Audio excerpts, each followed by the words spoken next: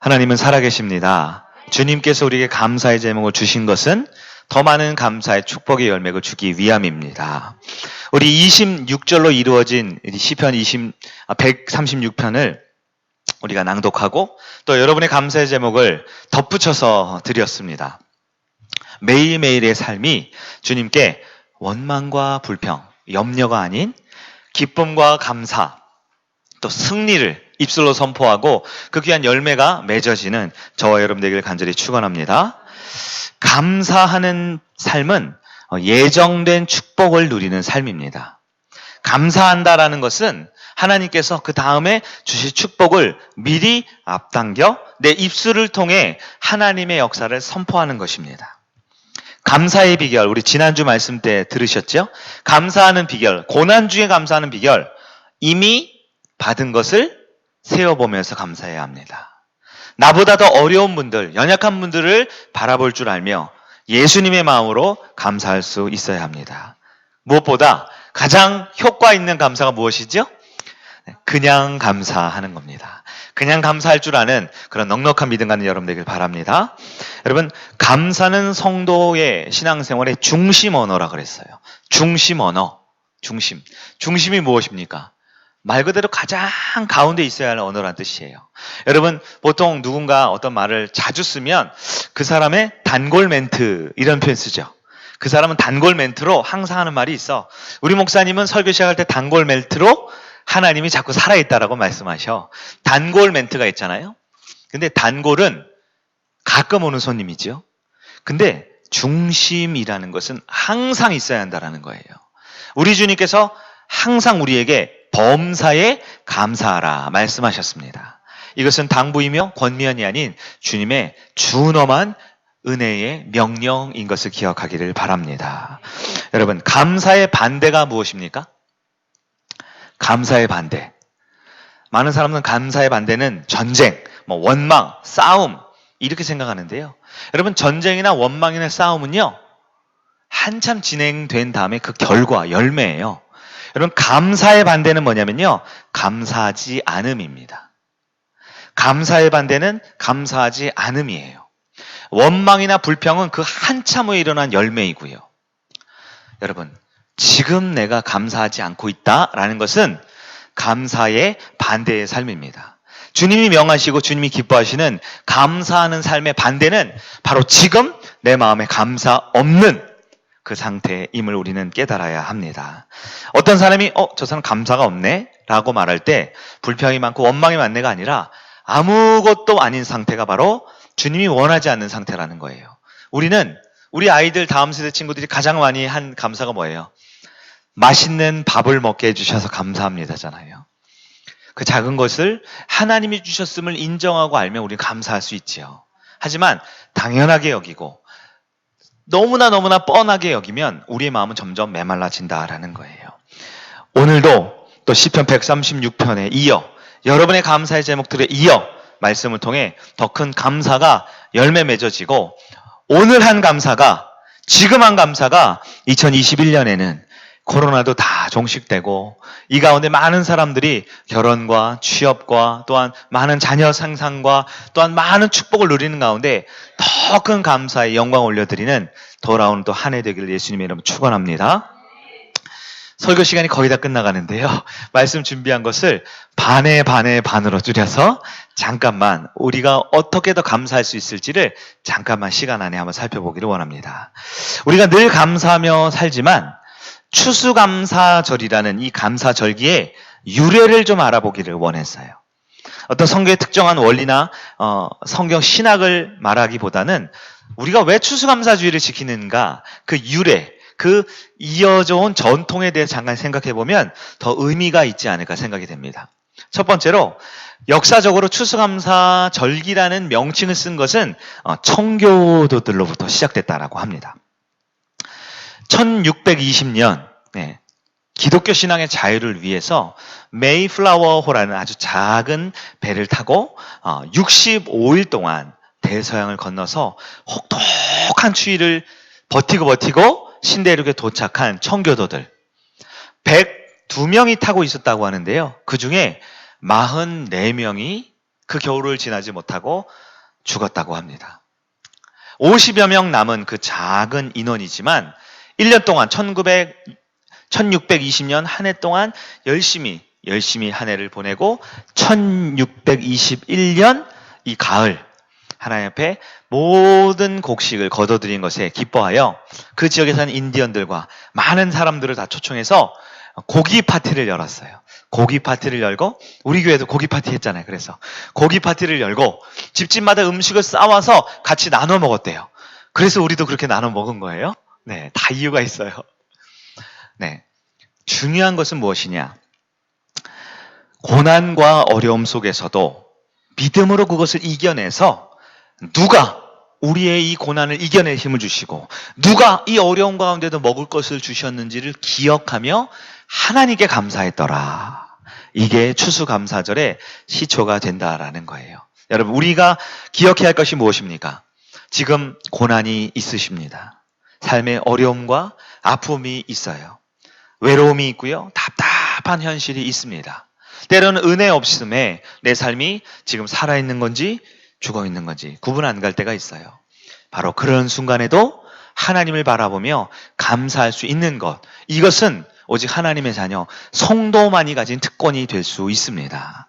하나님을 바라보며 다시 한번 감사할 수 있는 여러분들에게 축원합니다.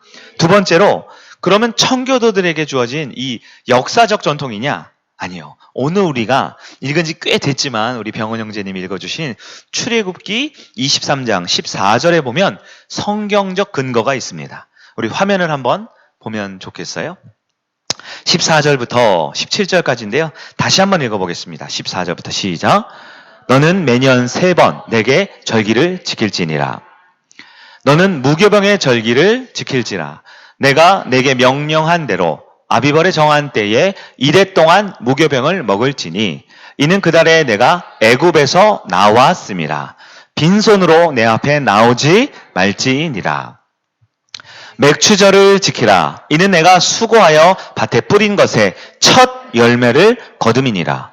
수장절을 지키라. 이는 내가 수고하여 이룬 것들을 연말에 밭에서부터 거두어 저장함이니라.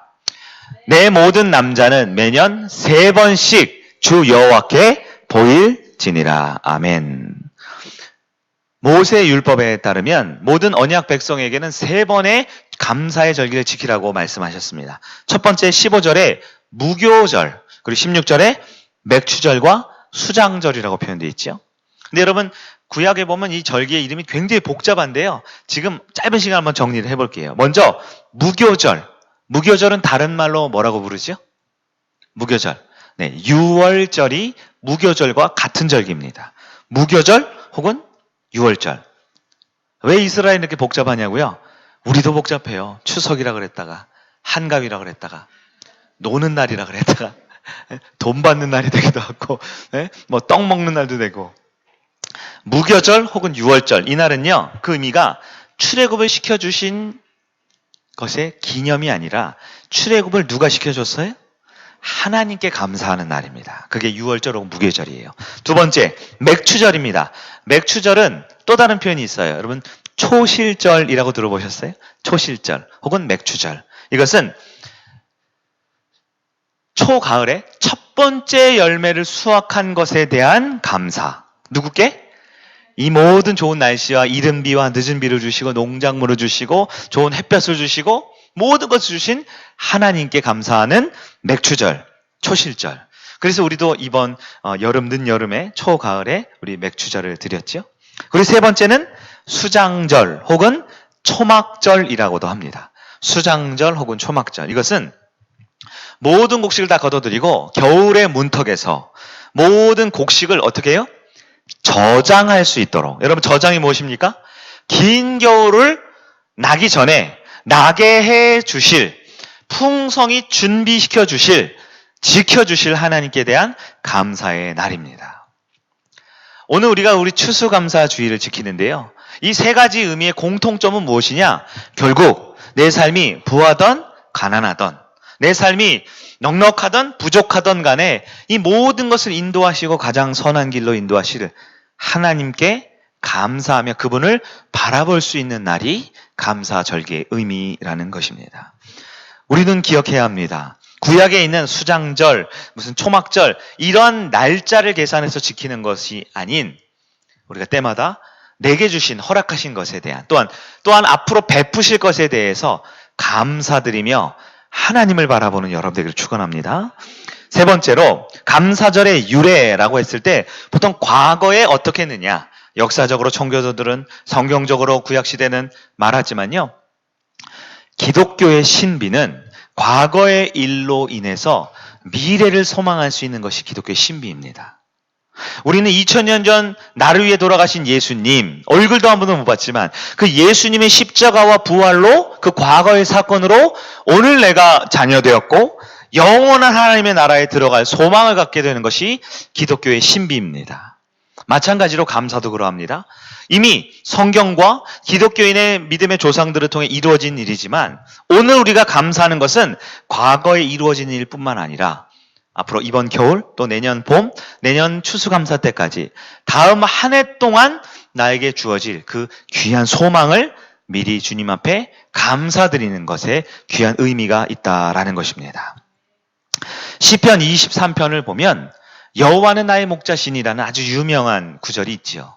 이 말씀을 참 좋아하는데요. 이 말씀은 과거에 다윗이 지은 시편일 뿐만 아니라 바로 지금 나를 향한 말씀이기도 하고, 이 말씀을 믿고 따르는 성도들에게 영원한 목자 되시는 주님께서 앞으로도 인도해 주실 것을 믿는 믿음의 소망의 표현이기도 합니다.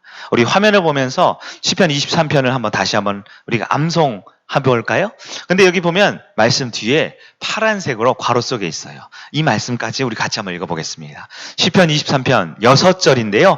우리 한 절씩 같이 천천히 낭독해 보도록 하겠습니다. 여호와는 나의 목자시니 내게 부족함이 없으리로다 영원히. 그가 나를 푸른 풀밭에 누이시며 쉴 만한 물가로 인도하시는도다 언제나. 내 영혼을 소생시키시고 자기 이름을 위하여 의의 길로 인도하시는도다 한결같이. 내가 사망의 음침한 골짜기로 다닐지라도 해를 두려워하지 않을 것은 주께서 나와 함께 하심이라. 주의 지팡이와 막대기가 나를 안위하시나이다. 바로 지금. 주께서 내 원수의 목전에서 내게 상을 차려주시고 기쁨을 내 머리 위에 부으셨으니 내 잔이 넘치나이다. 앞으로도. 내 평생의 선하심과 인자하심이 반드시 나를 따르리니 내가 여호와의 집에 영원히 살리로다. 언제까지나. 아멘. 아멘. 외람되지만 우리가 시편 말씀 뒤에 우리의 믿음을 한마디씩 붙였어요. 그래서 혹시 말씀은 아니기 때문에 괄호를 넣었어요. 성경은 아니지만. 여러분, 하나님의 말씀은 과거에도 그리고 지금에도 앞으로도 영원토록 우리를 지키시고 보호하시고 늘 동행하시며 먹이시고 입히시고 축복하실 우리 목자 되신 주님께 감사의 영광 돌려드린 여러분들에게 축원합니다. 진정한 감사의 열매, 마지막으로 한 영혼을 하나님께 드릴 수 있는 것이 감사의 열매입니다. 오늘 드리는 이 예배의 이름, 타이틀이 뭡니까? 추수 감사 예배입니다.